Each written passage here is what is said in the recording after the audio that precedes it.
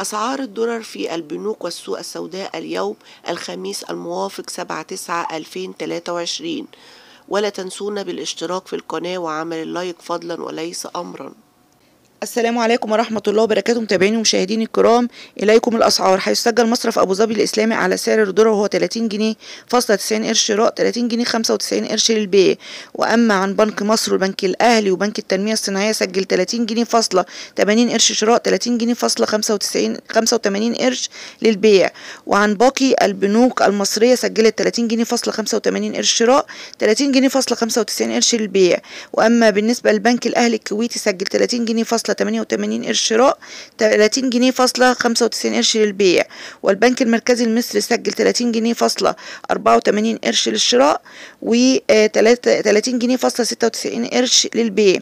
أما عن الأسعار في السوق، ارتفاع كبير في سعر الدولار في السوق السوداء، وصل من 39 إلى 41 جنيه، متغير من مكان إلى مكان في السوق السوداء ومن وقت إلى آخر. ولا ننصح بالتداول عبر السوق السوداء، نحن مجرد عرض للأسعار فقط لا غير.